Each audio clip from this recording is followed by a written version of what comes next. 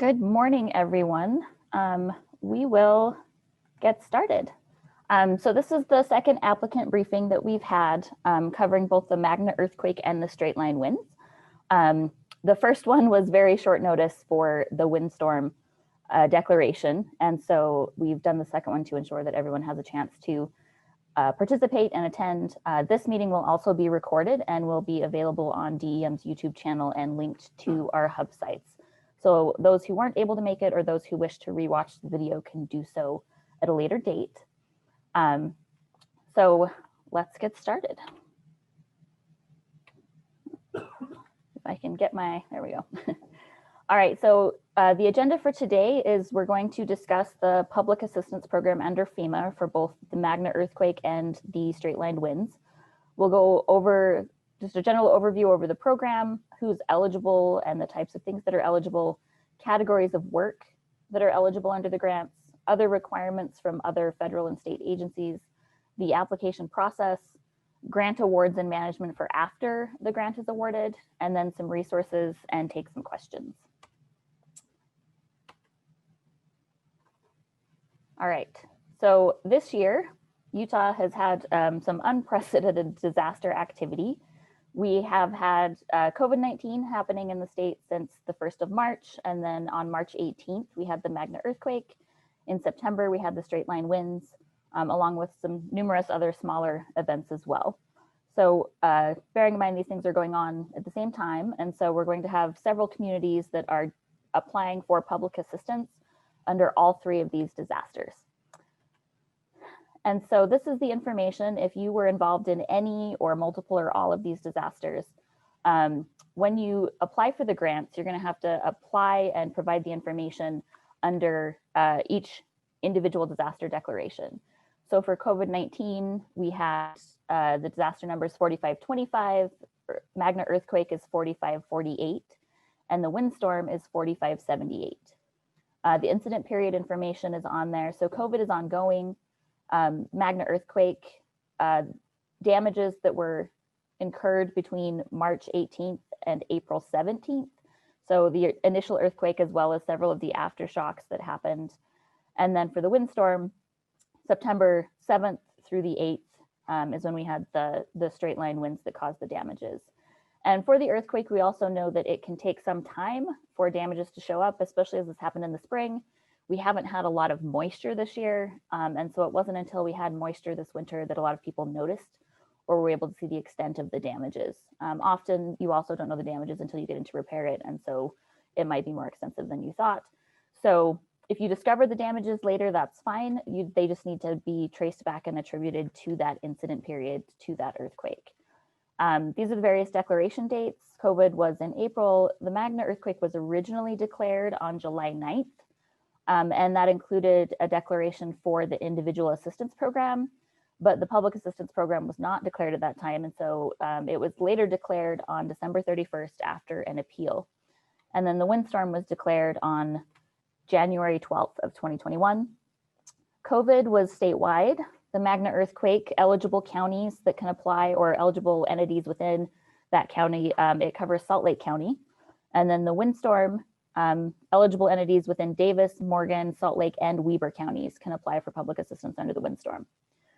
There are thresholds for what's considered small projects within public assistance. So you have to have at least $3,300 worth of damage to apply for a project. And then the upper limit on a small project, when it then triggers to a large project, for both COVID and Magna, that's $131,100. And then for the windstorm, that's $132,800, and that's because those are updated on an annual basis, and that threshold changed between the earthquake and the windstorm declarations. All right, so what is public assistance? So public assistance provides supplemental assistance for the repair, replacement, or restoration of disaster damaged publicly owned facilities and facilities of certain private nonprofit organizations. Private nonprofit organizations have a lot of different requirements to just publicly owned facilities. They're eligible, but they have some other eligibility requirements or processes they have to go through. So we'll provide links for that information. So if you are a private nonprofit, we can help you with that. The public assistance program does not provide assistance for individual homeowners or for businesses.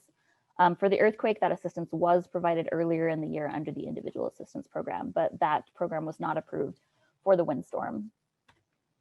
All right, so key components of a public assistance program. It is a federal grant with a 75-25 cost share, which means FEMA will pay up to 75% of the eligible costs, and the applicant has to cover the remaining 25%.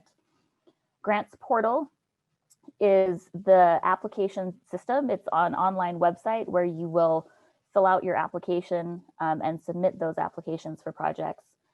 There's been a lot of changes over the last 10, 20 years in public assistance. I know that several of our local agencies have had disasters and received public assistance in the past, but there have been a lot of things that have changed. The Disaster Recovery Reform Act happened, which provided a lot of changes. 2 CFR 200, which is a unified guidance for grant financials, which has changed a lot of things. Sandy Act, et cetera. So just be aware that if you've done the program before, there's probably a lot of changes or a lot of things that are different this time around. Also, as it's a federal grant program, there can't be a duplication of funding from other federal agencies or from insurance. And then you also can't use federal funding to be used to meet your 25% match. There are different ways to meet that match, including with donated resources and with local cash or in-kind or in-house labor, but you can't use other federal funding to cover that.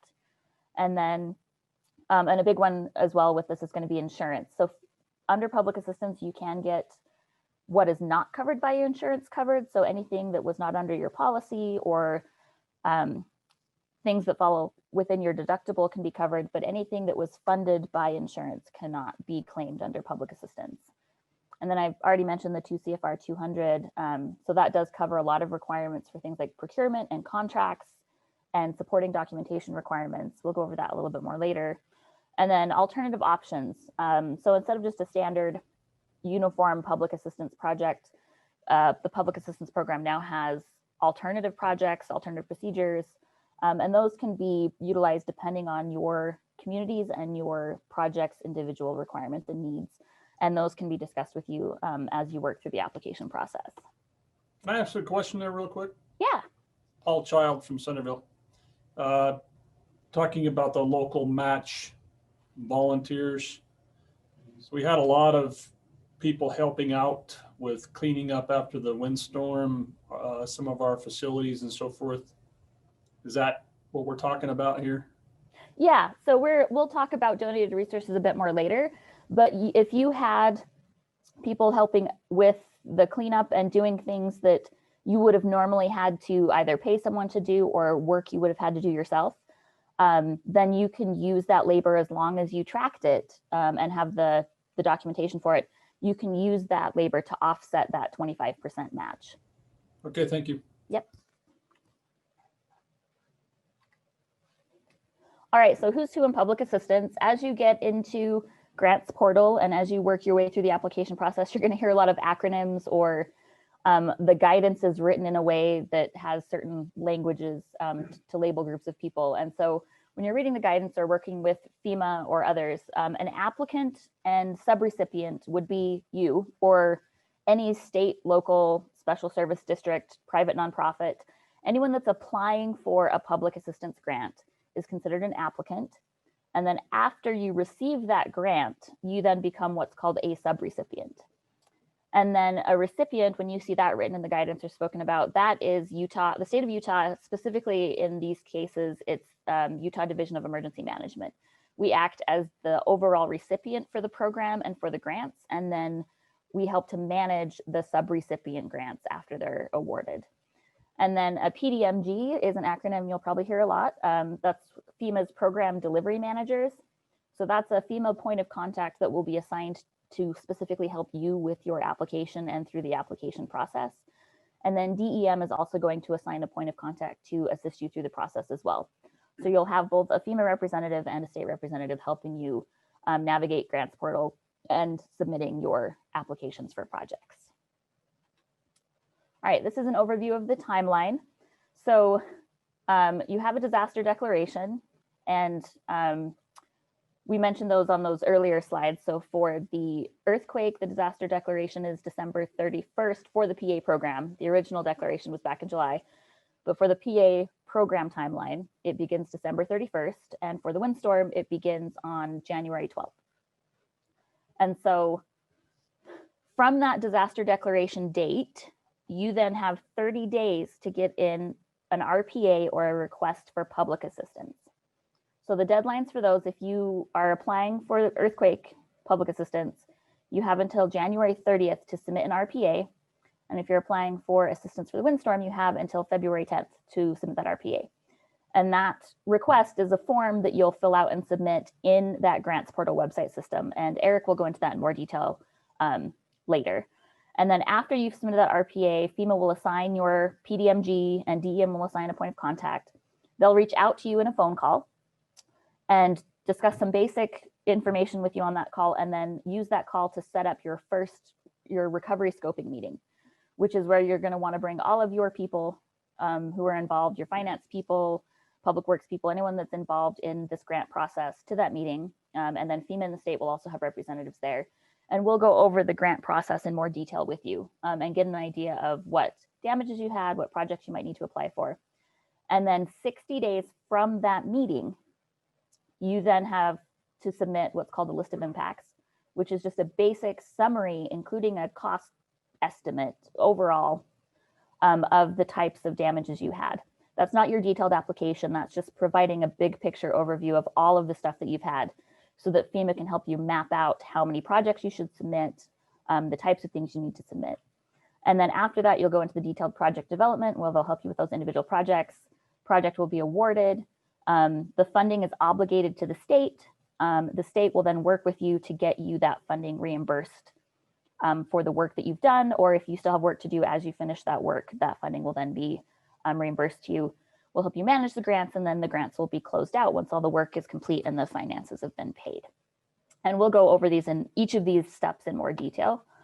And so now to discuss eligibility, we have Kathy Holder here at DEM. I am going to share my screen, or well, give her control of the screen to go through her slides. Thank you, Jana. Make sure I have some control here. Not quite showing up yet. There we go. All right, so we're going to talk about eligibility. And just as an initial note on eligibility, you want to make sure that you meet all 4 tiers of eligibility. So with all 4 tiers, you have to make sure that you have each piece, and you can't be missing one or you will not be deemed eligible to get the monies.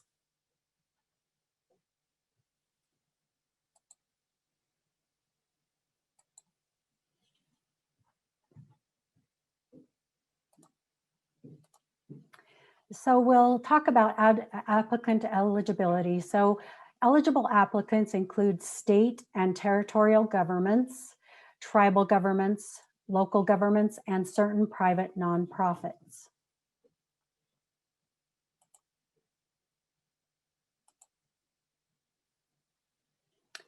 As we go through these and we look at the local government, there are several different entities that could be a possibility for doing an application as a local government. On this list, if you're looking down it, it's not an all-inclusive list, but it's a pretty good start to see who may qualify. If you do not see your local government organization on this list, please refer to the Public Assistance Program and Policy Guide. We affectionately call that the Papa G, and you'll hear reference to that several times today. That Public Assistance Program and Policy Guide is something that you'll want to make sure you download from our hub sites or from FEMA to make sure that you are covered, that you have all the information you need to be successful in this application process.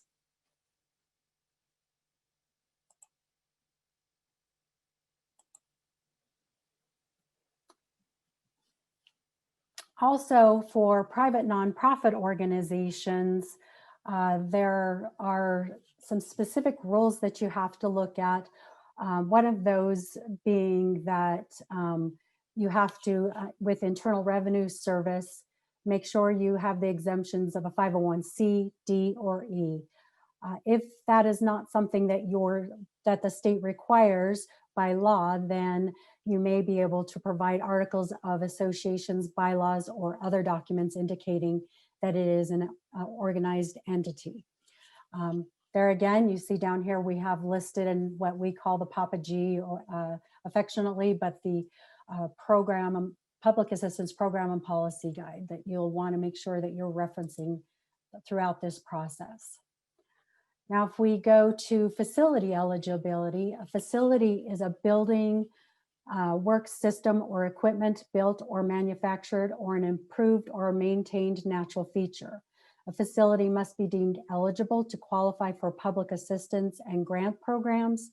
For state, territory, and tribal and local governments, the facilities must be eligible in order for the permanent work or temporary repairs to be eligible. For private nonprofits, the facilities must be eligible in order for the work to be eligible. And there are several pieces to that, so refer back then to those documents I talked about. Components of qualified facilities include mechanicals, electrical, plumbing, and other systems. An example of a system that qualifies as a facility is a water distribution system. A maintained natural feature may also be eligible, but remember that unimproved property and land used for agricultural purposes are not eligible facilities.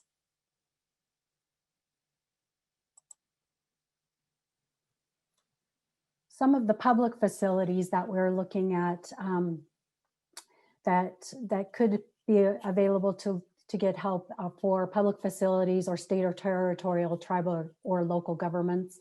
You have to own that property and legal responsibility for maintaining and including in that. So flood control, navigation, irrigation, reclamation, public power, sewage treatment, water supply, the list goes on. This is again not an all-inclusive list. It just gives you a general idea of some of the facilities. And if you have a question about if something is eligible, you please reach out to us at the state or to FEMA, and we can help verify that. So eligible work. The applicant's work to repair the damage must meet certain eligibility requirements for the applicant to receive grant funding. We have emergency work and permanent work. There is more information that we have referenced down here in that Papa G again. And Ember will go over more detail about what types of work are eligible later on. So we move on from here. Cost eligibility. Not all costs incurred are a result of incidents are eligible. To be eligible, costs must be directly tied to the performance of the eligible work, adequately documented, reduced by all applicant credits such as insurance or salvage values, authorized and not prohibited under federal or state, local, territorial, tribal government laws or regulations, consistent with the applicant's internal policies, regulations, and procedures that apply uniformly to both federal awards and other activities the applicant, and necessary and reasonable to accomplish the work properly and efficiently.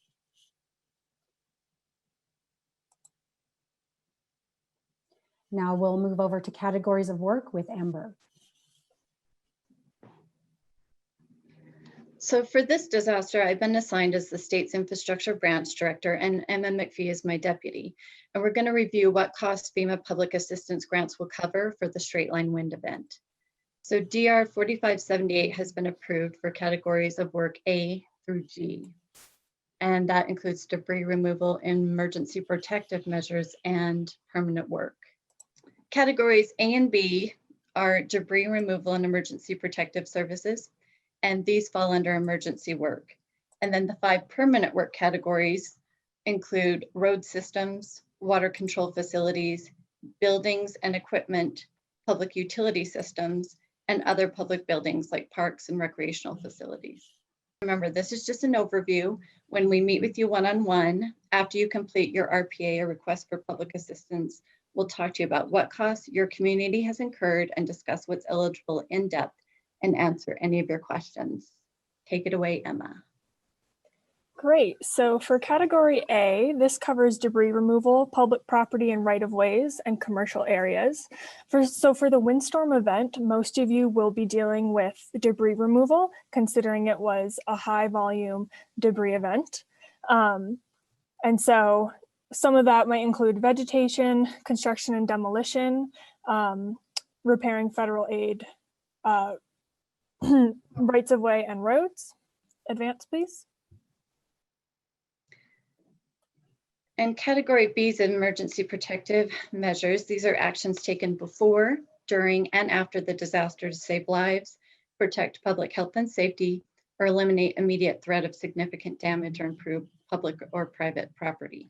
So the most common eligible emergency protective measures and costs associated with the wind event will probably be transporting and pre-positioning equipment and other resources for response, the costs related to operating your emergency operations center, emergency access, supplies, goods and services, medical care and transport for anyone injured during the event, evacuation and sheltering, safety inspections, possibly demolition of structures, firefighting, and security such as barricades, fencing, or law enforcement. And the use or lease of temporary generators for facilities that provide essential community services are also covered under this category. And finally, the dissemination of information to the public to provide warnings and guidance about health and safety, including flyers, any public service announcements, or newspaper campaigns. And emergency protective measures on private property is covered by FEMA, but only under limited circumstances. So FEMA can determine that those protective measures were needed if there's an immediate threat that affects numerous homes and businesses, to the general health, and also as long as you have the legal authority to perform the work and you've obtained permission or right-of-way entry from the landowner to access that property. Situations where this may occur would be like the demolition of unsafe private structures that endanger the public, residential electric meter repair, or safety inspections. Next slide. So this is the beginning of the categories that have to do with permanent work. So for category C, this has to deal with roads and bridges. And this applies to all publicly owned roads and bridges or privately owned that are managed by a local entity. So this covers surfaces, bases, shoulders, ditches, drainage structures, lighting, sidewalks, guardrails, and signs. Next. Okay, this is probably a less common category, but there may be some instances where water control facilities or infrastructure were affected. That can be for recreation, irrigation, maintenance of fish and wildlife habitats, erosion prevention structures, flood control structures such as dams or reservoirs, levees and flood walls, drainage channels, canals, aqueducts, any sediment or debris basins, stormwater retention basins, irrigation facilities, or pumping facilities. Next slide. So category E covers buildings and equipment. So this has to do with any mechanical, electrical, plumbing systems, contents, furnishings, vehicles, and construction equipment. One thing to note on this is that the repair of equipment is also eligible under this category. But again, that is something that would need to be reviewed to make sure it is eligible. Next. Utilities. This includes like water storage facilities, treatment plants, and delivery systems. Also power generation, transmission, distribution facilities. And that includes wind turbines, generators, substations, and power lines, natural gas transmission and distribution facilities, and sewage collection systems and treatment plants, as well as communication systems. And under this category, right-of-way clearance is also covered. So if you as the applicant needed to clear right-of-way to obtain access to repair a utility, And it's your responsibility to maintain that right of way, then FEMA may fund limited clearance of incident-related debris from the right of way to enable access to the facility. If trees in the vicinity of the facility were damaged by the incident and an arborist confirms that the trees present an immediate threat or further damage to the facility, then FEMA may provide public assistance funding to remove those trees as well. Next slide. And then our final category of permanent work is category G, which covers other recreational, mass transit facilities, and parks.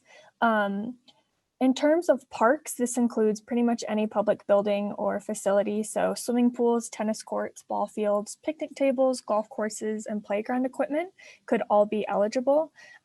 One thing to note is that vegetation is not eligible here unless it is used to prevent erosion from like a debris or water event, which shouldn't necessarily be as much of an issue in these disasters.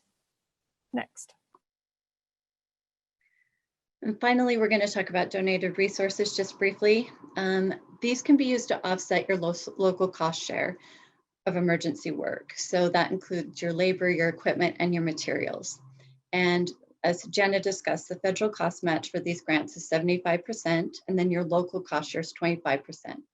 And the donated match, it just needs to be relevant or linked to the category of work that you're seeking reimbursement for. So hopefully you've been tracking your volunteer donated materials. We have provided many of the communities with FEMA's forms to track that, and we'll provide those again when we meet with you. You just need to make sure that you're tracking your volunteer services and donations so that they qualify towards that match for the 25% reimbursement. And to simplify this process, FEMA would like us to, all the applicants, to use the standard volunteer rate. And we've confirmed that that's $13.69 an hour for reimbursement of services and work during the disaster. And in closing, I just want to say that here at the state, we're here to help you through this grant application process. I know that we talked about several things today, but the only deadline you need to really worry about is submitting that RPA and grants portal by February 10th.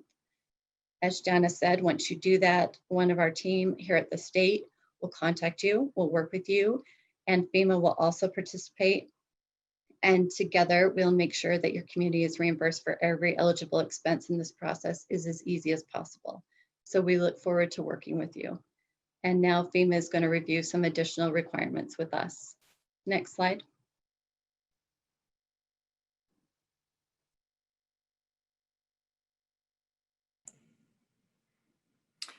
Hi there. I'm Christina Aronson. I'm the 406 PA Mitigation Program Lead. And for mitigation, there's lots of grants from FEMA. So if we start at the right-hand side and go backwards, now there is this BRIC program that's called Building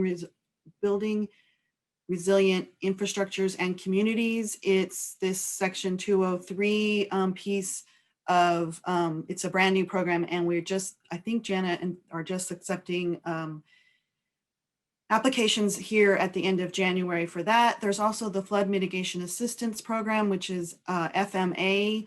Both of those are nationally competitive grants, and they're for non-disaster items.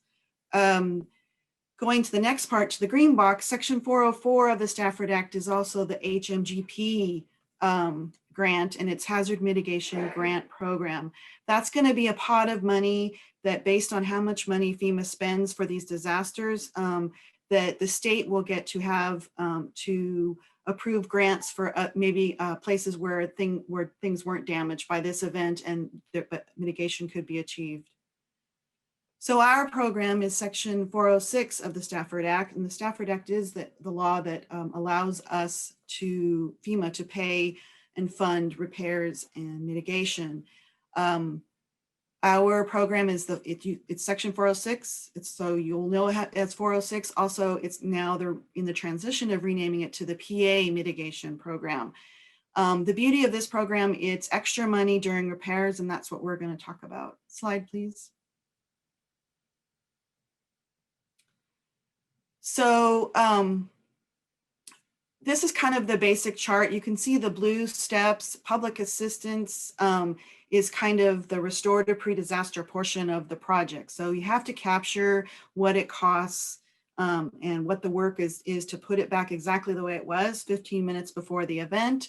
And then 406 mitigation comes in the yellow part, and that's extra money. And it's based on different rules. It could be 15% of those repairs for lots of stuff. There are some pre-approved that can go to 100% of the repairs.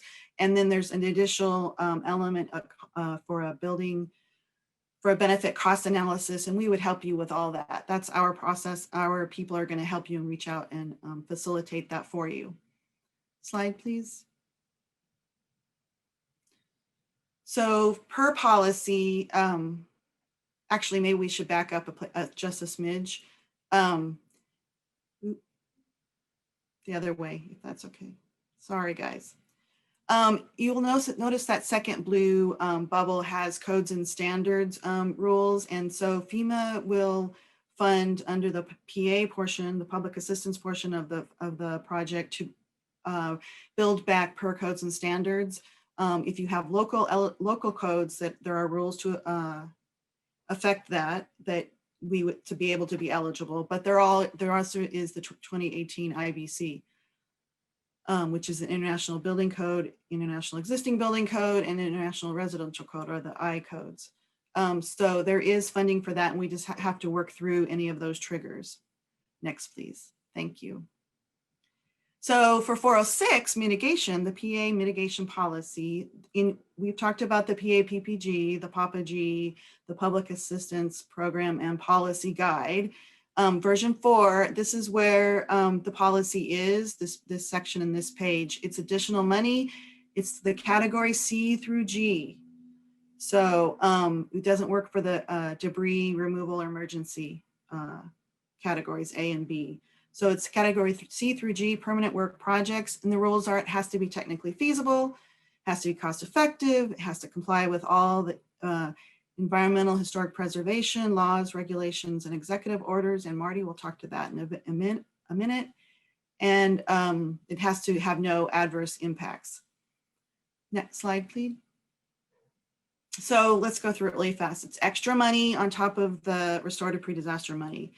It's during repairs. You still have the match or your portion of it, the 25%. It's by site, and it addresses the cause of the damage. And I think in this case, we have some roof equipment that blew over, because it wasn't anchored down, or it needs to be upgraded, the anchors, that can be 406 mitigation, that difference in cost. If it's, I think I saw something with some baseball fields or shot put fields, and the poles blew over, maybe it's upgrading those poles. If it's like signs and they blew over, it's upgrading the signs to be more resilient. If you've already done it, we will try to back into it to fund it, but if you've already put it back the way it is, then we can only add on. So if it was a power line that was blown over, you could now add guide wires. It's your proposal. It's totally the applicant's proposal. You know the best way to fix your stuff. The key is it's all based on the restorative pre-disaster cost. So you need to make sure you capture, that we capture all the costs. And it's based on cost before insurance. So we base it on the actual damage, and then insurance can pay whatever they pay. The goal is to make the engineering solution fit within the policy, and we will help you with that. So in the right-hand side, so it can add to, it can revise, it can replace the whole repair to pre-disaster scope of work and funding. It can be part of special projects like improved projects, special section 428 codes and standards, all of that will work through that.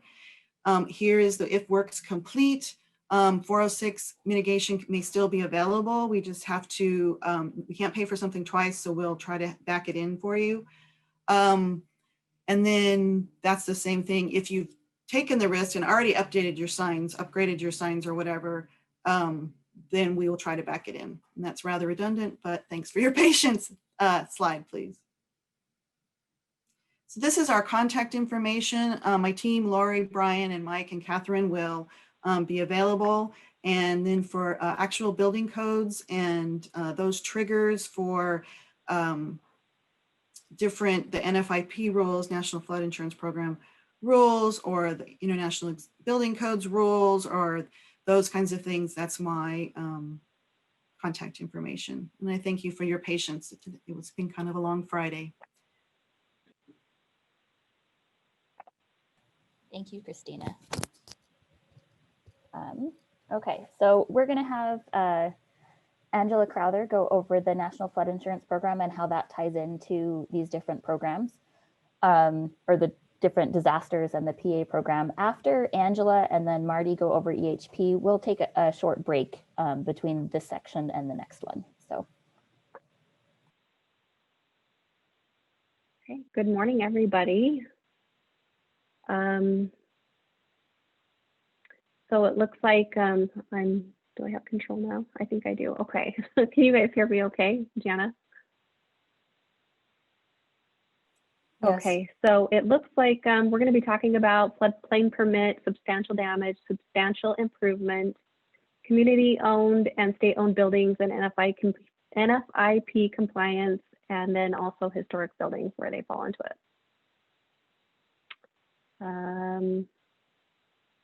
Next slide. It won't let me.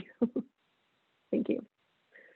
So floodplain permits for any human activity in the special flood hazard area, a floodplain permit is required prior to work commencing.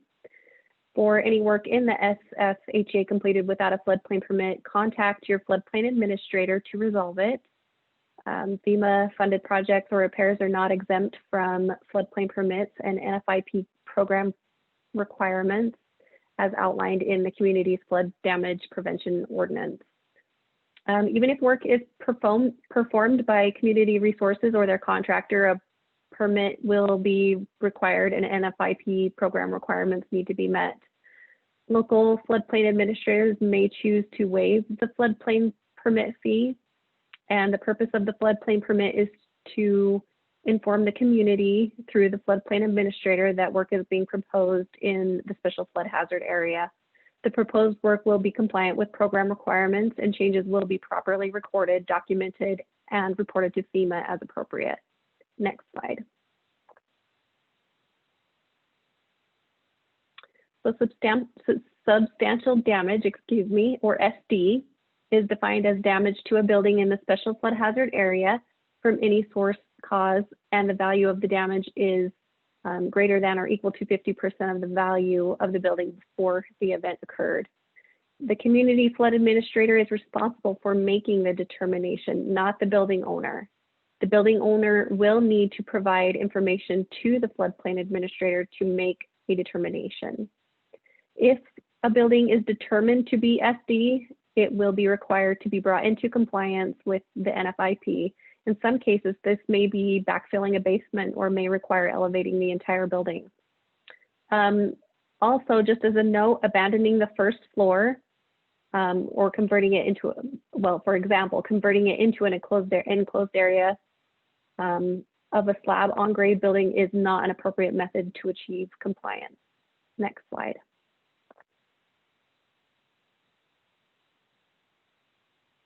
Next. Thank you. Substantial improvement, or SI, is defined as improvements such as reconstruction, rehabilitation, retrofitting to a building in the SFHA where the value of the improvements is greater than or equal to 50% of the value of the building before the improvements occurred. The community FPA is responsible for making the SI determination, not the building owner. The building owner will need to provide information to the FPA to make determination. If building improvements are determined to be SI or substantial improvement, the building will be required to be brought into compliance with the NFIP. In some cases, this may be backfilling a basement or may require elevating the entire building. And then just a note again, just abandoning the first floor of a slab on grade building is not an appropriate method to achieve compliance. Next. slide. So community and state-owned buildings that are located in the special flood hazard area will be reconstructed, repaired, retrofitted, or rehabilitated, will still require a floodplain permit and compliance with the NFIP requirements, regardless of ownership. Therefore, this applies to the community-owned or state-owned buildings in addition to private or private nonprofit buildings. So historic buildings in the NFIP, they can be listed individually in the National Register of Historic Places. The listing is maintained by the Department of Interior or preliminary determined by the Secretary of the Interior as meeting the requirements for individual listings on the National Register, or certified or preliminary determined by the Secretary of the Interior as contributing to the historical significance of a registered historic district, or a district preliminary determined by the Secretary of the Interior to qualify as a registered historic district. Next slide. Or individually listed in a state inventory of historic places in states with preservation programs that have been approved by the Secretary of the Interior, or individually listed on a local inventory of historic places in communities with historic preservation programs that have been certified either by an approved state program as determined by the Secretary of the Interior, or by directly the Secretary of the Interior in states without approved programs. Historic buildings may be exempted from the substantial damage or substantial improvement determination only if it can be demonstrated that such repairs or improvements do not alter the historic designation. In all cases, a floodplain permit will still be required. Next slide. And that's it. Okay. So we're going to move on to environmental and historic preservation, but one quick note before we do that is I just wanted to emphasize and make clear that we have NFIP National Flood Insurance Program on here, and the substantial damage and substantial improvement and all of those requirements, while it is a flood insurance program, those requirements apply to damages from any type of disaster, not just flood damage. And so I just wanted to point that out because sometimes I think that can be a little bit confusing when it's a flood program that's talking about damages. It also, all those requirements apply to the earthquake and the windstorm. And so a little on environmental and historic preservation. So there's a lot of statutes and regulations and requirements for protecting environmental and national and historic resources. So everyone's required to follow those, and we should be following those even whether or not it's a FEMA program. And so FEMA will work with you and the state will work with you to make sure that you're complying with all of those rules. And we'll provide technical support throughout the process to make sure that all of those permits or requirements are met. And I don't know if Marty's on. Yeah, I'm on. Okay, I'm going to pull up the green sheet really quick for you. My name's Marty Thompson. Good morning. I'm the Environmental Historic Preservation Advisor for both of these disasters. And what Jana's got on display right now is what we call our green sheet. And I can update it to include the 4578 disaster declaration on this as well. But the green sheet will stay the same basically. But basically what we do, what my small group does within FEMA is what Jana was talking about earlier was we have to verify, our role is to verify that all the project works that are federally funded are in compliance with all local, state, and federal laws. And so this green sheet is just kind of a quick overview of different laws that come into play depending on what your project might be. But our goal is really to make sure that you guys get funded like you deserve.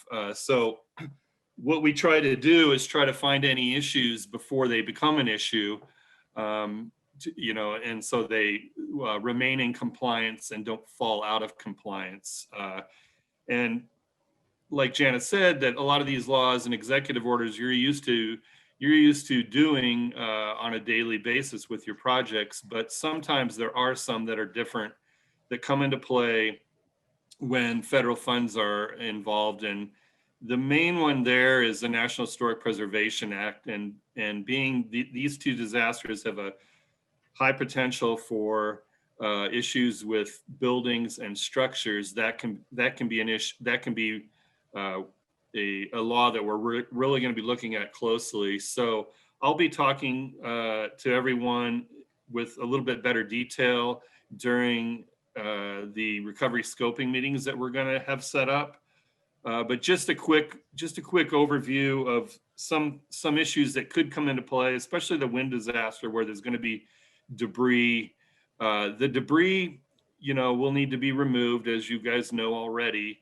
It can be stockpiled in a floodplain, but it cannot be left in a floodplain. So we're going to verify that the debris is removed, whether it's vegetative or white debris or whatever it happens to be, that it eventually goes to an area like a landfill outside of a floodplain. It has to be in a pre-disturbed, its final resting place has to be in a pre-disturbed area, meaning you can't, even though you're taking it out of the floodplain, you can't dump it in the forest somewhere. So it has to typically go to a landfill, or if it's vegetative debris, it could be mulched and, dispersed into public areas that you need it for, or sometimes they hand it out to people. So there's issues with debris, and we'll be talking about that later. Just as a quick heads up, if you know building ages for structures that you think have damages that we'll talk about during the recovery scoping meetings, if you know the ages of when those buildings or facilities were constructed, that will greatly expedite things on my end. So just know that beforehand. But other than that, there's a list of contacts which is being displayed now, which is kind of different agencies, local, state, and federal. My name and number is on here, so anybody can reach out to me or to the PDMGs that you'll be assigned to. And just any question, we're certainly happy to answer anything, because we want to just verify that you guys get the money you need. So that's it for me now, unless anybody has any questions.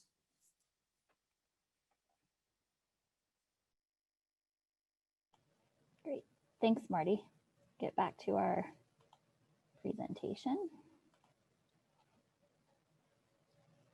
Okay. So let's take a, oops. Oh, I guess we've got SBA on here. I'll just make a quick comment on this and then we can take a break before we move on to the next section. So the Small Business Administration normally is primarily involved with individual assistance in helping residents and homeowners, but they are part of the requirement with private nonprofits and their applications. So private nonprofits will need to go through the SBA process as well in conjunction with their public assistance application.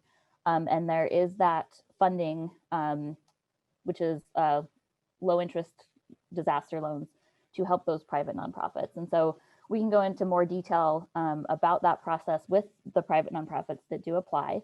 But just know, if you see that, it's relevant for those private nonprofits and not for the state or local or special districts. SBA is not part of your application process. So, okay. And I guess one more note I just wanted to say before we left, as I was thinking about when we were talking about eligible work and parks and trees, there were a lot of questions when we were doing the damage assessment about the debris removal costs and then the trees that were lost. And as Ember and Emma mentioned, there might be special circumstances where vegetation could be considered a cost. But in general, it's going to be your debris removal costs that are eligible and not necessarily the value of the trees themselves. Landscaping is not an eligible cost under that. So we can go over that with you as you put your applications in, but that's just something to keep in mind as you're gathering your information and your costs together. And let's see. I guess, should we take, we've got what, 8 minutes until 11. So if everyone comes back at 11, we'll start up with the last few sections at 11.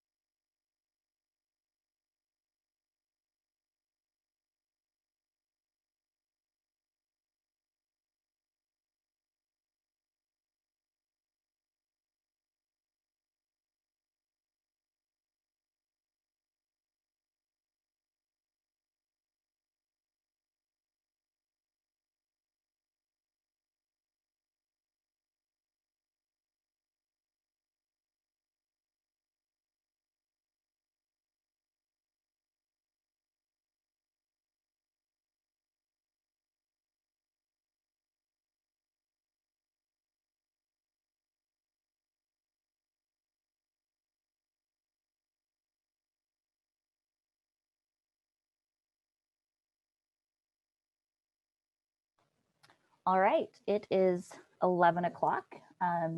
So welcome back. And we will move on to the application process. And Eric Martineau from DEM is going to cover that with you.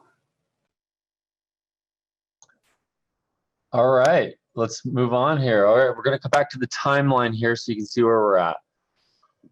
So the disaster declaration, and then the next step is the request for public assistance. This is what we're going to go over. This is what you're going to need to do now if you haven't done so. And then FEMA will schedule an exploratory call with you, and then you'll look forward to a recovery scoping meeting and list of impacts. That's what we're going to talk about now. Next slide. Okay, so once again, the deadlines for the Magna earthquake, you have until January 30th to submit your request for public assistance. For the windstorm, February 10th. So what is an RPA? It is the formal request by your entity saying, hey, we want to participate in the public assistance program.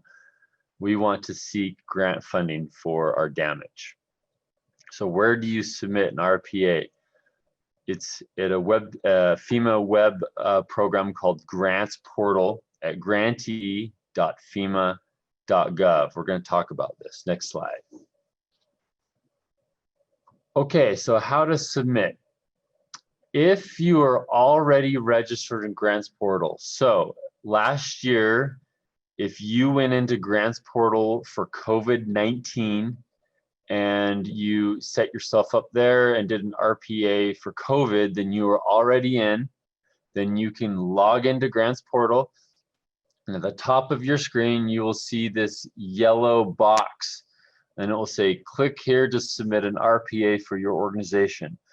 You can then click on that, and then you can submit a RPA for both the earthquake and or the windstorm. That is if you are registered already. So you do not need to create an account. You can go there and do that on, and there's about 90 or 100 organizations, meaning cities, counties, nonprofits that are already in Grants Portal. If you do not know if you're in Grants Portal or not, then you can email, the email will be on the next page, ESF14recovery@utah.gov, and say, hey, I'm uncertain if I'm in Grants Portal already. Can you tell me? And then we will tell you.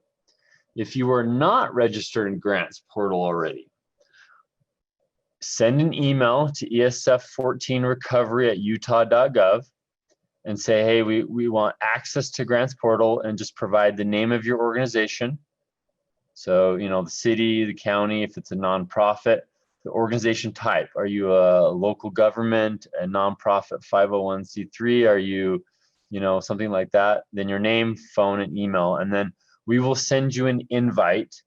You will get an email from, it's like support.pagrants@fema.gov that will invite you to Grants Portal. You can set up your account, and then you can go and request your RPA.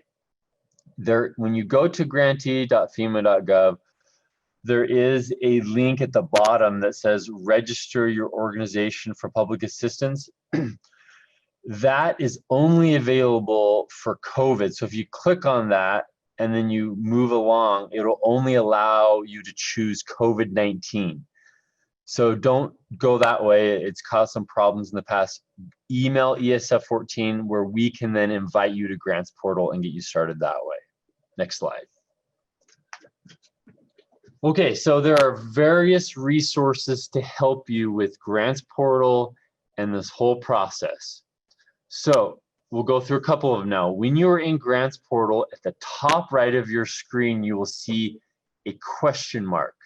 If you click on that question mark, it'll open up 5 or so boxes, and one of those says resources. When you click on that resources box, it'll open up a bunch of tabs. Some say like forms, things like that. And in that, you can find a Grants Portal user manual. and it walks you step by step on how to do the RPA, how to do an application, how to, navigate grants portal. If you're having trouble finding those, email ESF14 and we can send those user manuals or things like that to you.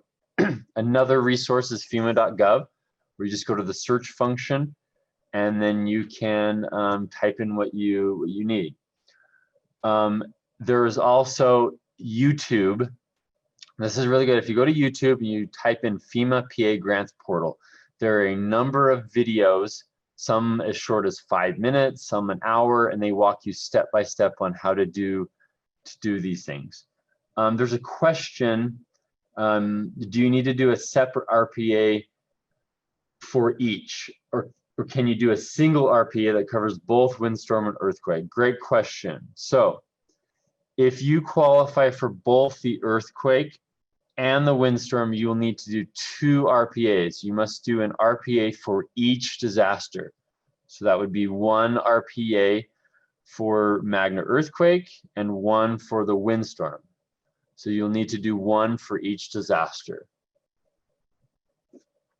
Okay, and next slide, please. Okay, and this is a little reminder. This is kind of what Grants Portal looks like when you get in there. There's a series of menu items on the left of your screen where you'll see things like my organization, my tasks, the calendar, etc. If you are in here and you've already registered for COVID, and now you're going to do the earthquake and or the windstorm, you're going to have several disasters to navigate. And it can be a little bit confusing. So when you click on my organization, 3 lines down, there'll be something called Applicant Event Profile. What that means basically is the disaster. The event equals disaster. So when you click on that, you'll see a magnifying glass. And depends on how many disasters you have applied for, you might see 1, 2, or 3 magnifying glasses. So when you're going to work on your projects, make sure you click on the right event profile, i.e. disaster. So you might have one for COVID, which is 4525. Magna is 4548, and the windstorm is 4578. So just be aware that you need to click on the right disaster, open up, and then you can, work on your project in the right disaster. All right, next slide.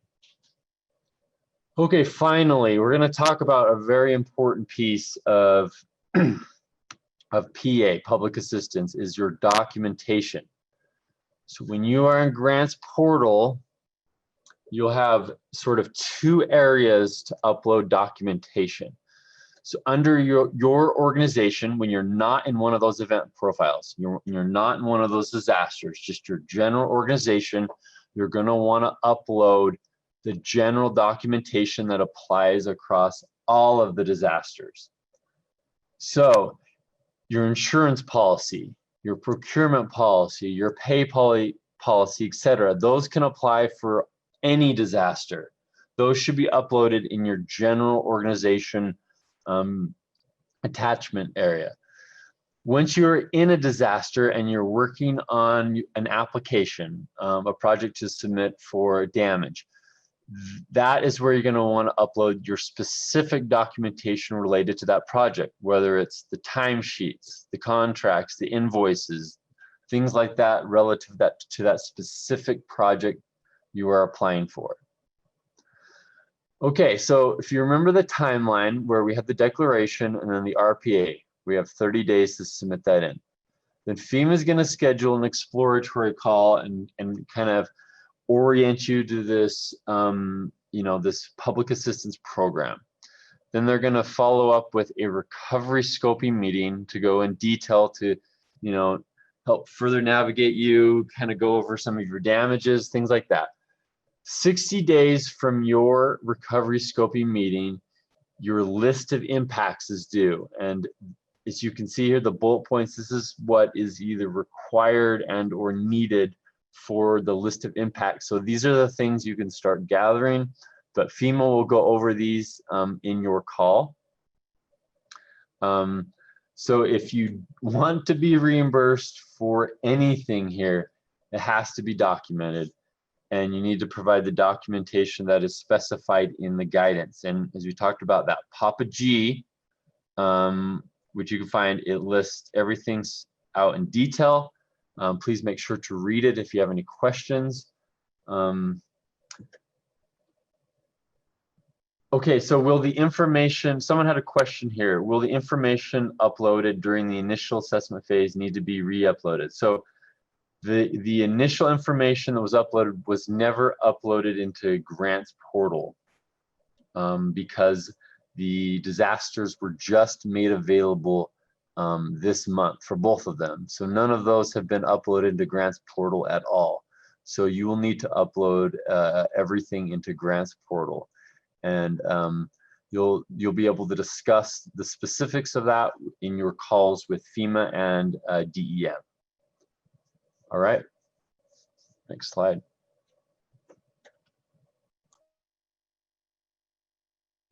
Okay, so moving over to here.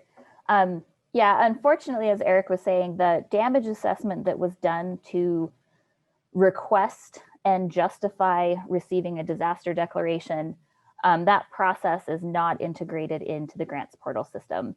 And so that information was provided to the people that were working on the damage assessments. And then now that it's approved, you can get into the system and apply for the grants. And unfortunately, you will have to upload that stuff in yourself, but hopefully you still have it organized and gathered from the damage assessment to do so.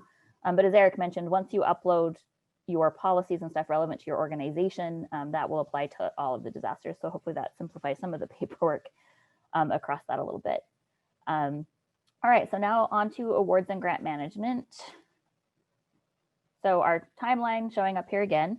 So Eric talked about kind of the first two lines there. And then after you do that list of impacts, as Eric mentioned, you do have to provide some summaries of costs. FEMA wants you to identify which of your buildings was damaged, but it's more of a detailed overview of all of your damages. So you would go to them and say, we've identified these facilities, this much emergency work, this is what we've identified as our damages, and this is our overall estimated cost of those things. And then after you provide that list of impacts, FEMA will work with you and use that to map out your project applications. And then you'll spend the time uploading the individual supporting documentation and the detailed documentation for those individual projects during the project development phase. And then what we're going to talk about now is the awards and obligations and the grant management through closeout. So a grant is awarded once FEMA's reviewed your applications, you've provided all the documentation, it's gone through the PA application process reviews and systems and is deemed eligible, the grant will be awarded. So the grant is awarded to you. You'll sign an articles of agreement with the state of Utah. That just outlines the things that you're going to do as a grant recipient or a grant subrecipient, such as providing status updates, quarterly reports, participating in inspections and all of that. And then FEMA obligates the funding to the recipient, which is the state of Utah and DEM. So FEMA sends all of the overall funding to the recipient, and then we as the recipient will work with the applicants who, once it's awarded, you're going to be referred to as a subrecipient because you've received the award. We work to disperse that funding to you and to close out the grant, work on the grants and close them out. So grant management, there might be quarterly reports. We may have to come and do site inspections or ask for updates on how your projects are going, especially for those projects that work has not been completed. For categories A and B, so the debris removal and for the emergency work, most of that stuff should have already been completed by now. And so from here going forward, most likely will be work that's not been completed or permanent work repairs that we'll be working with you on. If you've already done all of the work and you supplied all of the documentation in the application process and there's nothing left to do but to get your funding from the grant, we'll work with you to get that reimbursed, and then we can move right into the closeout phase. If not, if there's still some stuff to do, still some documentation we need to supply, then that can take, a few more months and we'll work with you to get that done. So after all of your work is done and all of the payments have been made to you from the grant, we'll work with you to close out the projects and to close out the disaster projects with FEMA. So if you have, if you remember earlier in the beginning, we talked about that kind of threshold numbers for what is considered a small project versus a large project under FEMA. So for small projects, those things that were under that 131,000 number, if you have multiple of those, we will wait and formally close all of your small projects out together with FEMA. And if you have a large project, then we close those out individually as they're completed. Now for the state's purposes, for reimbursement, for the documentation requirements, the closeout process is a little different. You don't have to do individual letters for each small project. You can do one for all of them, but the financial documentation requirements are the same, and the state has the same requirements for receiving your funding and reimbursement. We don't distinguish between small versus large projects for that process. Appeals, so you can appeal any determination related to the public assistance process. So if you receive, you know, a formal notification from FEMA at any point that something's not eligible, that something is, your mitigation stuff is not what they want, you can appeal. So you can appeal that and try to get a different determination. You have 60 days from the receipt of the written notice that you receive from FEMA. So within 60 days, you'll then need to work on and submit that appeal. So notify DEM immediately, or your POC from DEM that will be working with you if you want to appeal any of those determinations. Notify us right away so we can help you get that done within that 60-day process. And then records and documentation. So I mentioned this a little bit with the reimbursement in small versus large projects. So 2 CFR 200, which is the uniform financial requirements for all federal grants. So that's any federal grant, regardless of which agency, program, et cetera, is supplying it. In that they specify the recipient, which is the state of Utah and DEM, as responsible for ensuring that all federal grant funding is administered and utilized according to the requirements in that federal regulation. And so all the grant payments and reimbursements and the financial management after the grant is awarded are done according to state and DEM finance requirements. So we follow FEMA's guidance, and FEMA takes the lead in the application process in what's eligible and what can be applied for under the grant. And then once the grant is awarded, the state takes over as managing the grant and the funding associated with it. And then records retention, Eric mentioned documentation is really important. So supporting documentation for all of the expenses are required. And then all grant records must be maintained and readily available for at least 3 years post the disaster closeout. We recommend keeping them always. Have them, you can have digital copies, paper copies, whatever your record keeping is, but we recommend just keeping them on hand. Don't get rid of them for multiple reasons. One is audit purposes. Sometimes things come up more than 3 years after disaster. Another is just historical records. Past disasters and past events and expenses are things that you can use to help justify mitigation funding or future funding for things. And so those are just good historical records to keep as well. Okay, and then share a few resources. So I just realized I never introduced myself at the beginning of the meeting. So you saw my name on the slide, but I'm Jenna Wilkinson. I'm the Mitigation and Recovery Manager at the Utah Division of Emergency Management. So I'm a resource, our staff are a resource.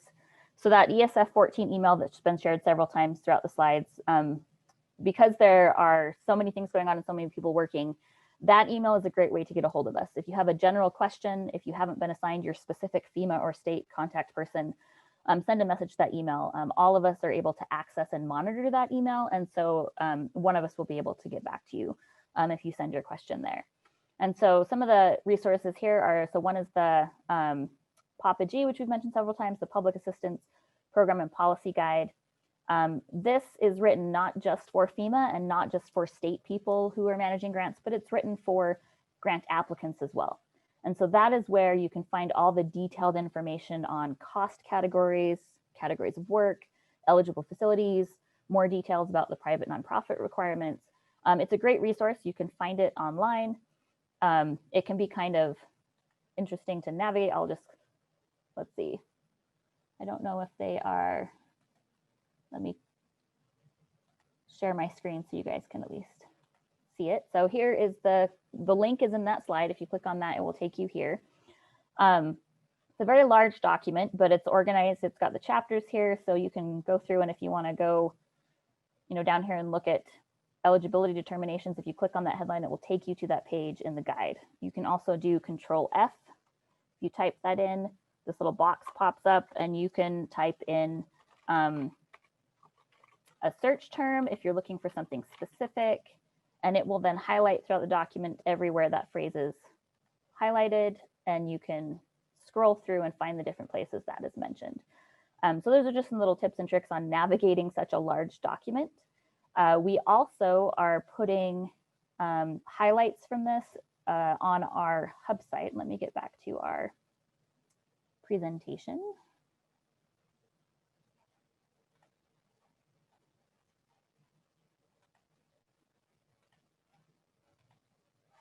Let's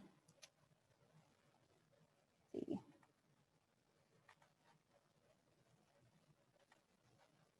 Can you guys see that okay?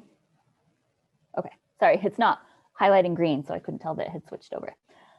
So our hub sites, we call them hub sites because they're housed under our ArcGIS platform, and hub is what they're using there. It's also what we consider a hub of information. So with some of this technology that we have and with the events we've had over this year, we're still refining the process. We're still working on getting all of the information loaded into these, but we're hoping to continue to improve and use these as we go forward with any future disasters and events that come up, as well as we work through the PA process for both of these disaster events. So there's one for the earthquake and there's one for the windstorm. We have important deadlines on there. We have the disaster information on there. We also have some highlights from the guidance that are specifically relevant to that disaster. So if you go to the windstorm one, there's a lot of information on donated resources and debris removal, as those were two of the big items for that event. If you go to the earthquake one, there's going to be a lot more emphasis on codes and permanent work, as that was most of the damage from the earthquake. And so we're still working on getting these up. It takes quite a bit of time to gather the information and get it organized and get it up there. But these are your primary, I would say, online resources to go to for information. We're also going to have links to the videos from these applicant briefings, as well as the slides on those sites. And so you can go to either one of those and access the video and the slides. We'll have contact information on there. And so we appreciate feedback. So as you're navigating it, if you have questions or something's missing, or you want to provide feedback on us on something you liked or didn't like, please let us know. We definitely want to improve these to make them work for you and for us. And with so much going on, being able to house all the information there and have right where to go is so much more efficient, and making sure everyone gets the information than having to rely on individual emails or messaging going out. And then online grants portal training. So there's a link here that's, if you click on this will take you to that YouTube channel that Eric was talking about for learning about grants portal trainings. And then there are also the resources within grants portal itself. And then of course your assigned FEMA PDMG and your DEM point of contact will be great resources to you once you have your RPA in and your scoping meeting. You'll have that individual person that you can then contact as you go through the process. Okay, that is the end of our applicant briefing presentation. If anyone has any questions, you can ask them now or put them in the chat. We're happy to answer them. Hey, Jana, this is Chad and Davis. Yeah. Can you guys, long time no talk, right? Can you guys go through a little bit about the 25% match, that it might not just be for, or is it just for the volunteer hours, or what are the others, or did I miss that part? Okay, so yeah, so the 25% match, FEMA, you'll go through your application process. So whether it's emergency work or a permanent repair, fill out the application, and then FEMA will fund, they'll say that it will cost you this much 100% for your either your debris removal, your emergency work, or whatever permanent work you have to do to a structure. And then FEMA will say, we're going to pay for 75% of that. So there's 25% left over. So the couple ways you can approach that is, okay, cool, FEMA is giving us 75%. That means that we just, don't get reimbursed that 25%. And it just is what we pay out of pocket, or what you would have paid out of pocket if FEMA hadn't come in. It's just 25% instead of the whole 100%.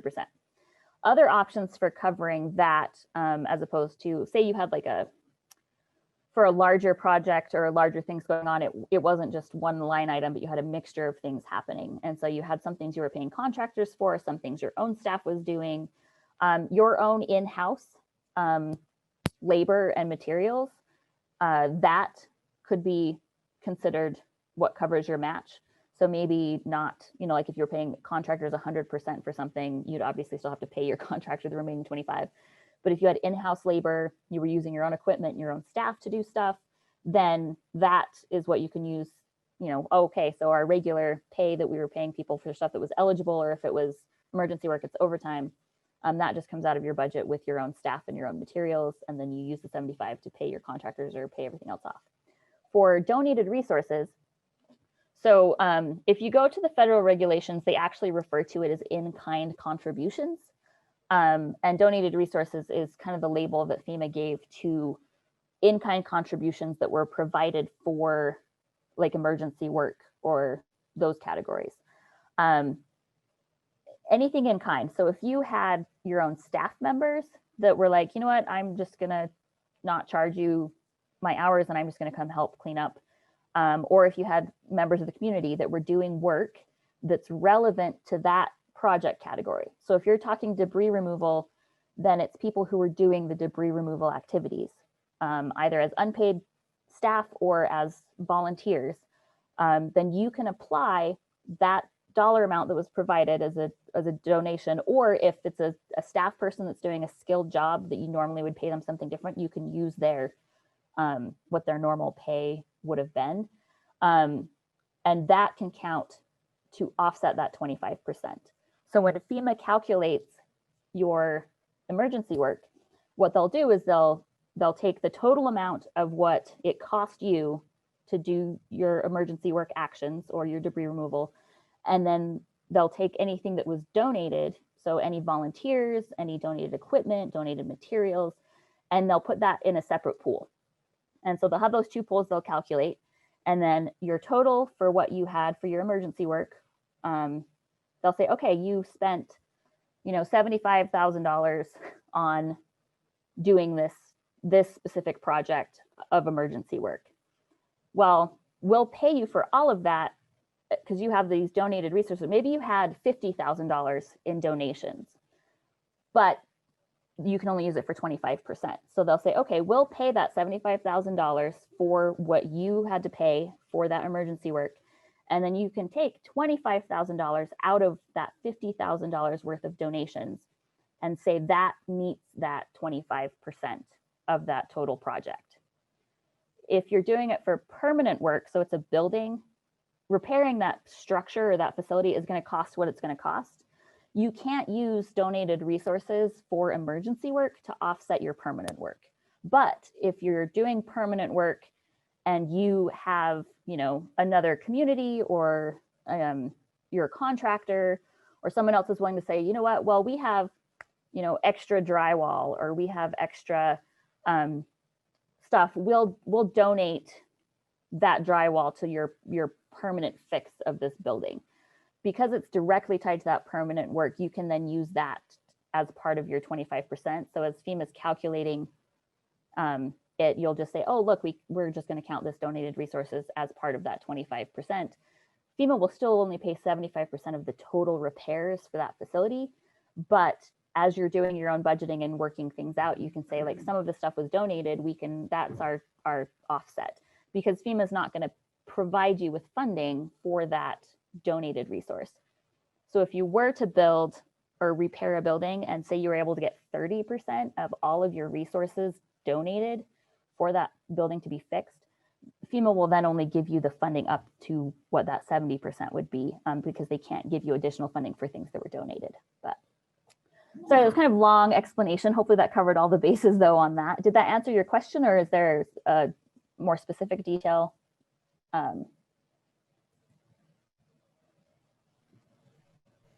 You need answered? No, sorry. Yeah, that answers. I think everyone probably just wants to know what the line items are that they can start looking at.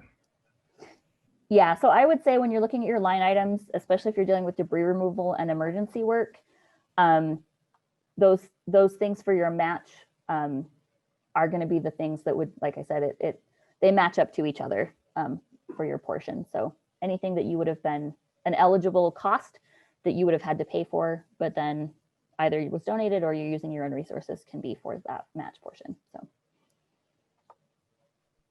And there's a related question in the chat from Galen. She said, would unbilled mutual aid expenses be eligible for the in-kind offset of the 25% local match? So unbilled mutual aid. So, okay, I know we had a question about this on the last one too, about who does what, and especially since we had some state resources that came out to help with some of the debris removal. So we had National Guard and UDOT, and maybe some of you had some other mutual aid agreements as well put in place. So the person that incurred the expense is the one who should apply for the funding. And I'll just use this example and then you can expand it to the others. So we had the National Guard and UDOT came out and provided services. We were able to count the efforts they did in the counties they did the work in towards the damage assessment because that is an expense the county would have had and it was within that county's boundaries. So it count towards those threshold of damage within the county to get the declaration. But when the time comes for reimbursement, unless the state agency or your other mutual aid agreement is going to either bill you and make you pay for their resources, or they decide that they're going to donate that to you, meaning they're not going to seek reimbursement from FEMA for their expenses. They then are the ones that should apply for that funding. So with those two agencies, what happens is you could count the local community, the counties, we were able to count that work towards the threshold for the county. But now that it's time to apply for the grants, the counties and the cities within that county are going to apply for what they've spent. And then UDOT and the National Guard are going to apply as state agencies to get reimbursed for what they spent. So the cities and counties that utilize those state resources should not claim those costs in their grant applications. So because the state is seeking reimbursement for their expenses, you can't then claim it either as a donation to you or as an expense to you because it's an expense for that the state is seeking reimbursement for. However, if you had someone in a mutual aid agreement that helped you and then said, we're not going to make you pay for it and we're not going to seek reimbursement ourselves, we're just going to consider it like a magnanimous donation, so we're just going to eat the expense, then you can claim what they did for you if it's an eligible activity as a donated resource. But if they are seeking reimbursement themselves through FEMA, that can't be counted as a donation because then it would be a duplication of benefit.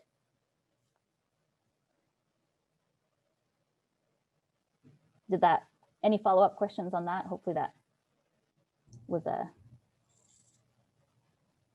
Jenna, this is Doug Bitten, Layton City Emergency Management. Question really quick. There was a lot of cities and their individual community members that participated in cleanups, of course, and took their debris to a regional landfill, which didn't get any assessment fees or charges for entry. And then, of course, the landfills now assess the cities back the monies that were assessed. Could that be a qualifier because there was basically community members doing this, the city eats the cost? Could this be an expense that could be expended for recovery efforts? So I think there's something, so the landfill costs, or I know we had a lot of discussions about that because there were different ways landfills were handling things, and that part I'm not going to speak to. I'd say we'd probably need to discuss that in your application because I don't feel like I have enough of a grasp on that to say whether anything that was waived or how that applies, because there's some interesting rules around that. But for community members that you had doing things, if it was, so community members cleaning stuff off of their own private property and taking it up to landfills, those things aren't eligible under public assistance. But if you had community members that were helping to clear the public debris and doing that type of work, then that is stuff, as long as you tracked and recorded the debris and the labor that was being done from those volunteers, then that is something that you could look at as part of your recovery expenses.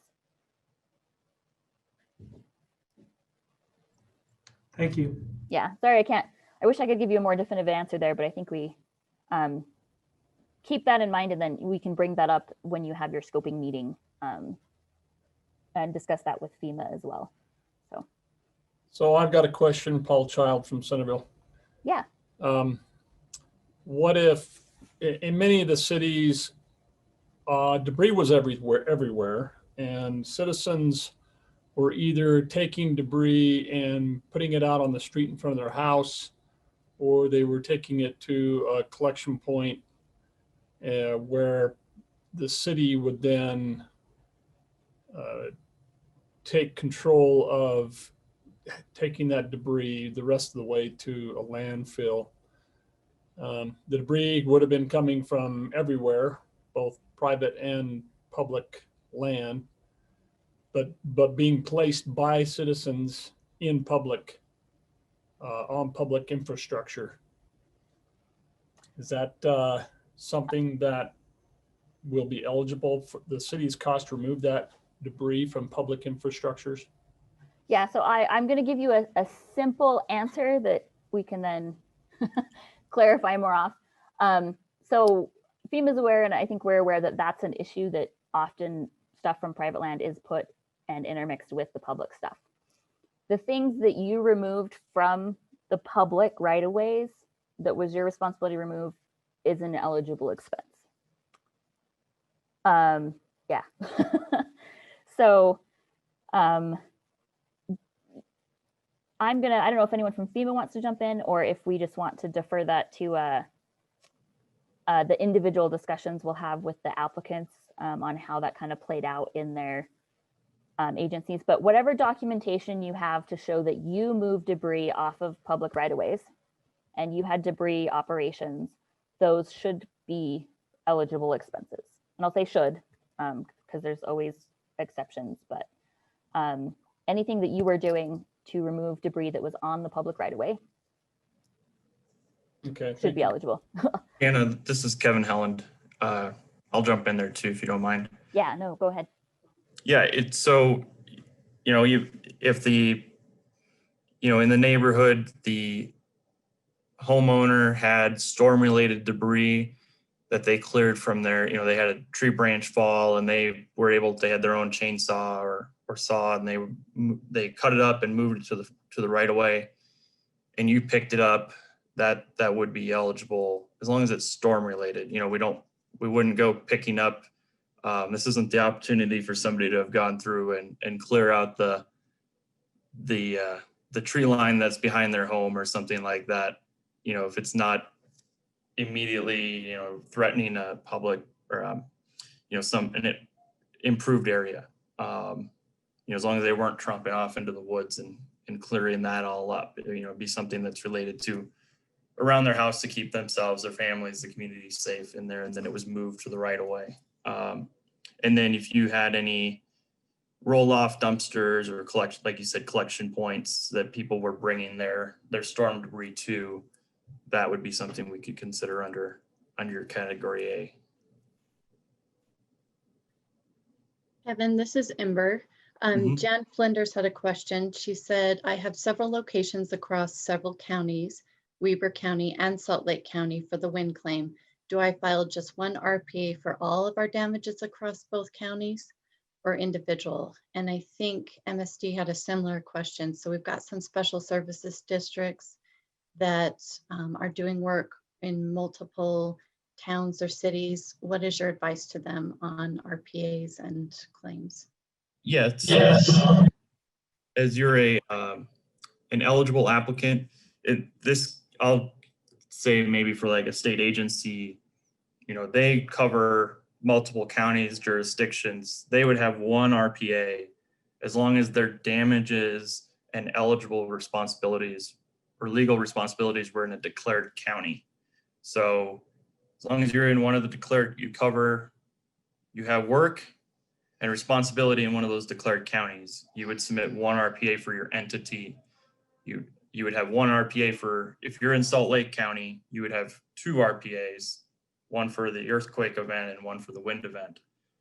But you would have, say your headquarters is in Weber County, but you did work in neighboring Davis County on something that you had legal responsibility for, that one RPA would cover you for both counties.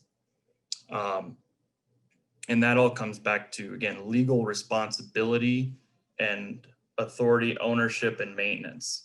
So you might do work, you might be the one responsible for going through and you cleared all the debris from the right of way, either through MOU or that was your standing agreement with the jurisdictions that they contract with you, your services to do all that debris removal and clearance. But say that town, they might not have done the work for the debris, but they might have had a public building, their city hall, their library. They might have their own little public works shop.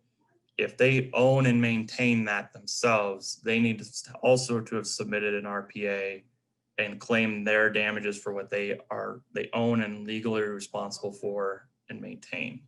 So it comes, you know, so long as you're a governmental entity and the specific nonprofits that are eligible, you know, you can be an eligible applicant. And then from there, we look at what is your eligible damages and then your eligible work. And it all comes back to that legal responsibility and ownership and maintenance. Does that help kind of clarify both covering across counties and then what you're responsible for? I'll jump in, Kevin, on that too, and just say, because we do this as the state, so the damage had to have occurred within the county. So the facility you're repairing or the work you did had to be within the county, but even the entity responsible for it might not be located within that county. But once, like we have 4 counties declared for the windstorm, like Kevin said, if you're an eligible applicant or an eligible entity, even if you're housed outside, like your headquarters is outside, but your ownership and authority and responsibility is within those counties. Once you're in the disaster, it's just that it has to have happened within those 4 counties, but you don't have to distinguish in your organization or the application. The county boundaries don't matter other than it has to be within those counties. I don't know if that makes sense. It does. Thank you. And that's what I needed to know. Thank you. You're welcome. We've actually seen applicants from out of state because they own a facility in that county. Universities often will have a research facility or something like that. So, good clarification, Dana. Any other questions? Either asking or any that showed up in the chat? I think we've covered most in the chat. They just want to reaffirm that if anyone wants a copy of this sent out and we don't have your contact information, just add it to the chat, your email, and then Jana will get that email out after we get this video edited later on today. And just to reiterate, Jana, will you just go over the RPA deadlines for both events? Because that's the one thing that's pending, and that's the only thing people need to be concerned with right now is just getting that in. And then once you do that, FEMA and the state will reach out to you and help you through the rest of the process. Yeah, so this is our timeline with those 2 deadlines. So if you are going to apply for public assistance for the earthquake, you need to be in grants portal and have that RPA form submitted by January 30th. So that's by the end of next week. You need to have that request for public assistance in. And if you were involved in the windstorm and are wanting to seek public assistance for the wind event, you need to have that request submitted in grants portal by February 10th. And so those are the 2 deadlines to keep in mind. Also keep in mind the disaster numbers. As you may have seen in Eric's slide, let me see if I can pull it up really quick. When you're in Grants Portal, unfortunately, Grants Portal and FEMA work off of the disaster number as opposed to the name. So we refer to it as like the Magna earthquake, and then the declaration says straight line wind events, or we just call it the windstorm. But that number is what you're going to need to look at when you're in Grants Portal. As you can see, a little bit blurry, but as you see here, the event number and the event name are in there, but they're both the disaster number. They're not the written out name. And so just make sure as you're applying, as Eric said, if you're going to apply for both, you need to come to the event profile and click on the windstorm event to submit the windstorm RPA, and then come back to the profiles and click on the earthquake event to then submit the earthquake RPA. And you'll want to make sure you're doing that when you're filling out your applications as well. Make sure you're opening and starting applications for the right event in the right profile. If you have any questions, until you get your specific FEMA and DEM person assigned, just please send questions to that ESF 14 email. We're happy to call you and return an email and provide what guidance we can for getting you through the RPA process. So.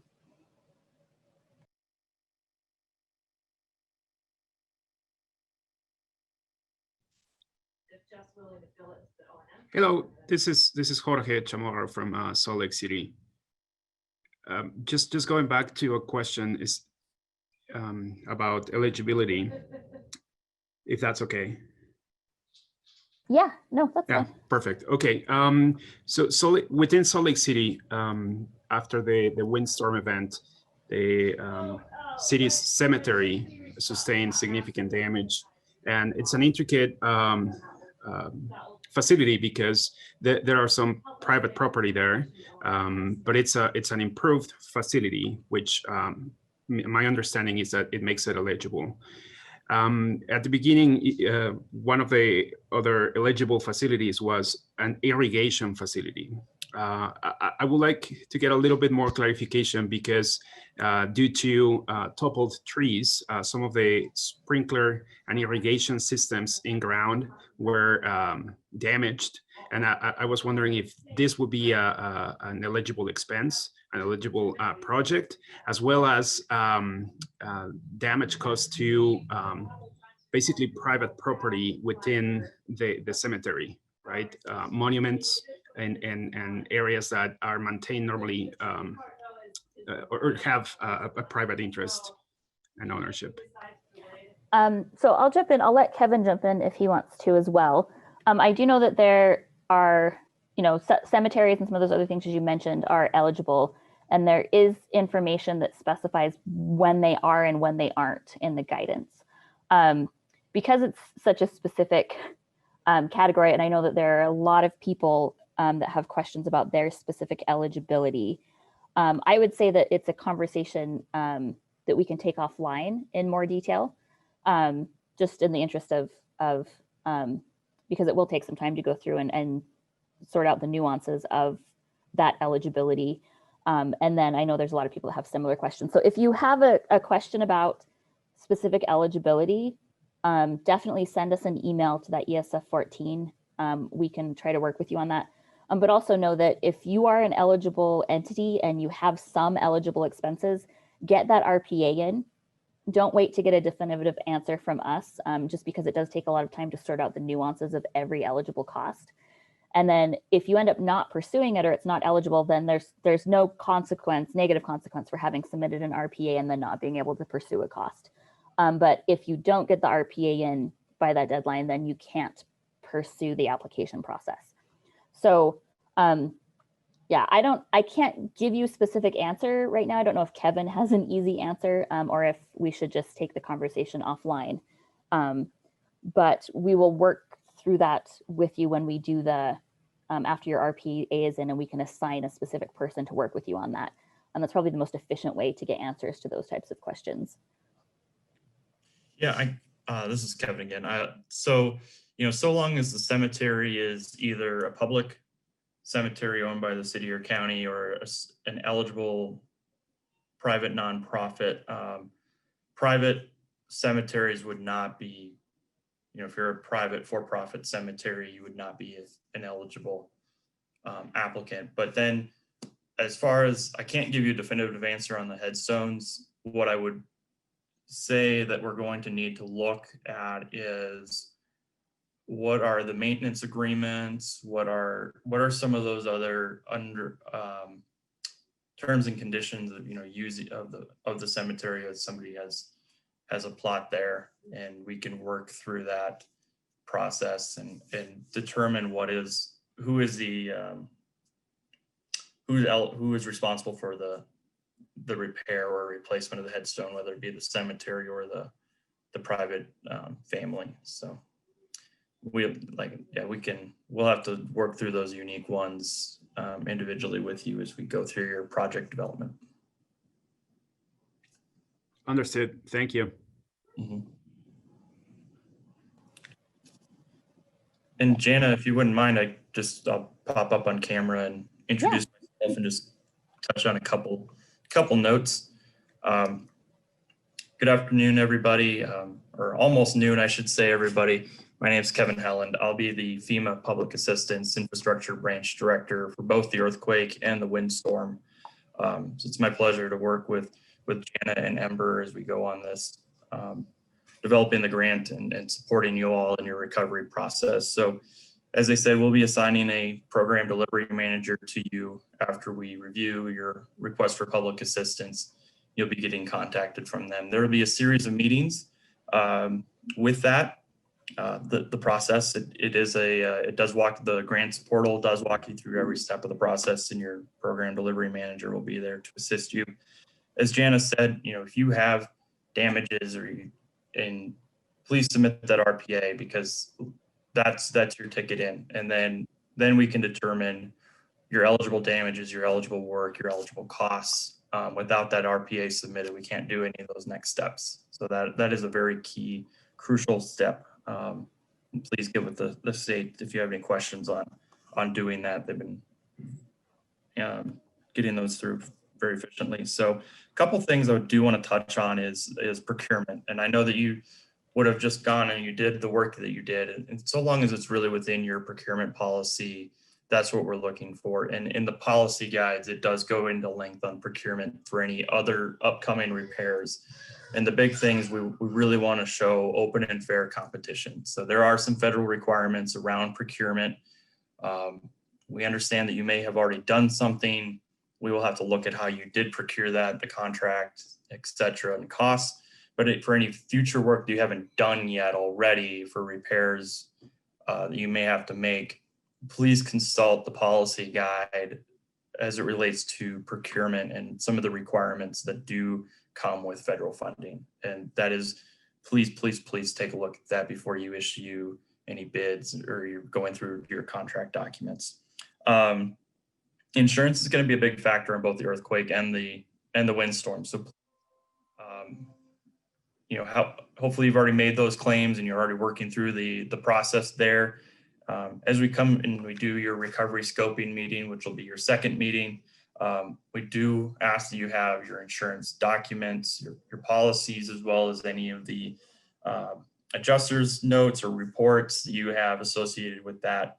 And then as well as if you've had an engineering firm already on board for any earthquake damages and inspections and scoping, if they can be available for that recovery scoping meeting, that would be great.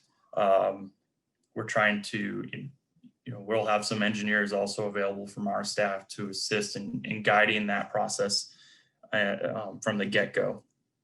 And then, really pay attention to those deadlines, whether it be the RPA deadline or that 60 days from recovery scoping meeting to identify your damages.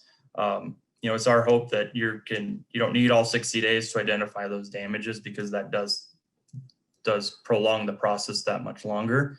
But do know we're not trying to get down to how many light sockets you have damaged in the room. We're just trying to identify that the building had damages related to either the earthquake or the straight line winds in there.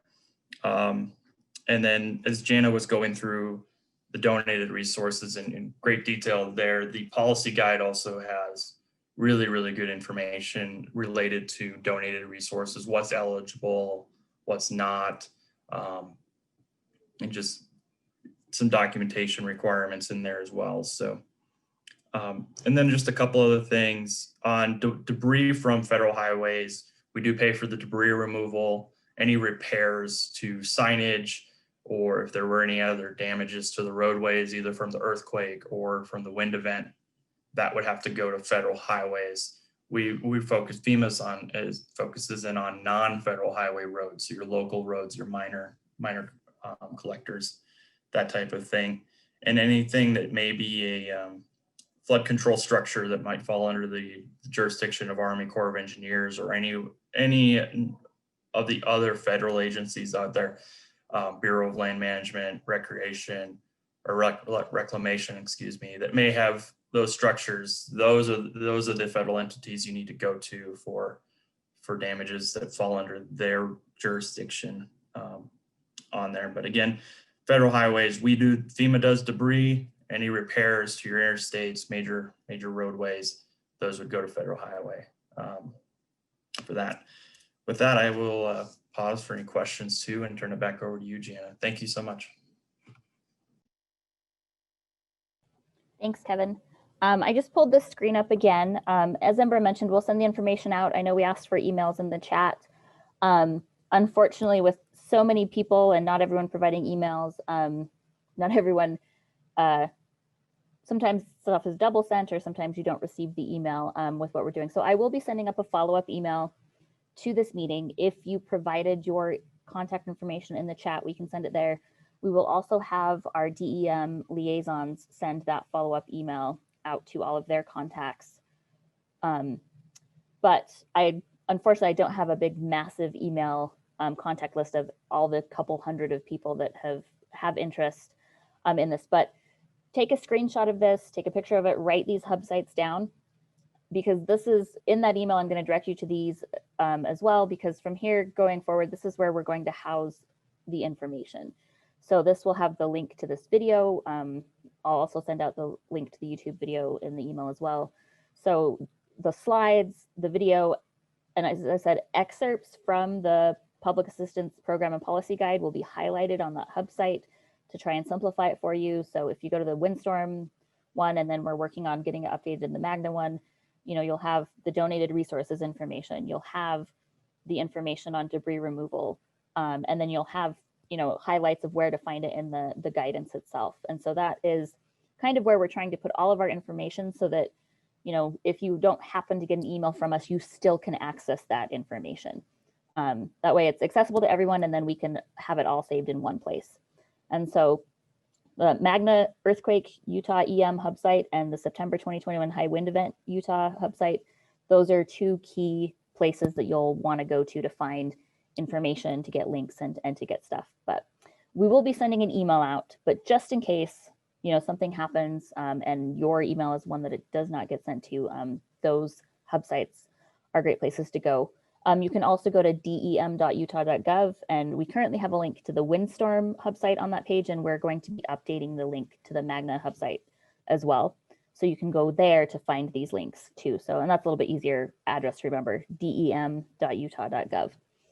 All right, so I guess we'll end here. I'll leave the screen up as everyone leaves and closes out, so you guys can write it down or take a picture or do what you need to have that information. And we look forward to working with you, getting your RPAs in and helping you with your applications.